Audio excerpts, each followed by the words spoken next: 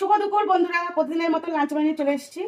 আজকে তো শনিবারের নিরামিষ রান্নাবান্না। চলো তোমাদের সাথে দেখিয়ে দিই। একদম অল্প করে ভাত করেছি, আবার রাতে করবো গরম গরম ভাত। আজকে একটু গরমটা কম আছে। আর যেটা থাকে রোজ, গন্ধরাজ লেবু। এখনো লেবুগুলো শেষ হয়নি, বাড়ির লেবুই খাচ্ছি। কালিয়াগঞ্জ থেকে আনা লেবুই খাচ্ছি আজকে এখনো পর্যন্ত।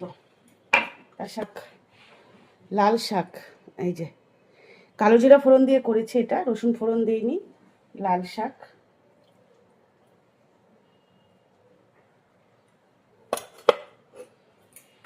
চলো তারপরে বাটি চলে আসছে।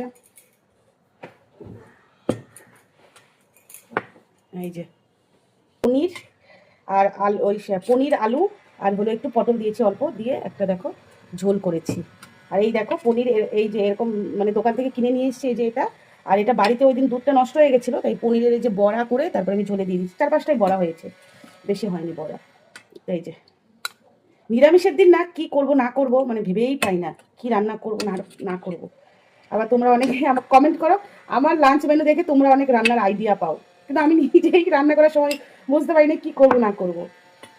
তো এই যে আর আছে ডাল, এই যে ছোলার ডাল। বেশিরভাগ সময় আমার মানে রবিবারে কিন্তু ছোলার ডালটাই হয়। রবিবার বলছি, শনিবারে। এই যে আজকে ছোলার ডালে না একটু আদা ফোড়ন দিয়েছি, বেশ ভালো লাগে খেতে। আমি একটা কার ভিডিওতে দেখেছিলাম আদা ফোড়ন দিয়েছে, তো সেজন্য আমিও ট্রাই করলাম। ভালোই লাগবে, খারাপ কেন লাগবে না।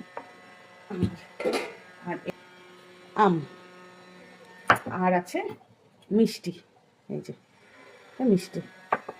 তো এই যে আজকে, তো এই যে আমের সিজনে আম তো থাকবে, তাই আজকে নিরামিষের দিনে ভাবলাম একটু আমটা কেটে নিই, তাই আম কেটে নিয়েছি। আর এদিকে আছে পনির, পটল আলু দিয়ে একটা তরকারি, ছোলার ডাল, আর আছে কালো জাম, তার সাথে আছে লাল শাক, লেবু তো থাকে, আর সাদা ভাত।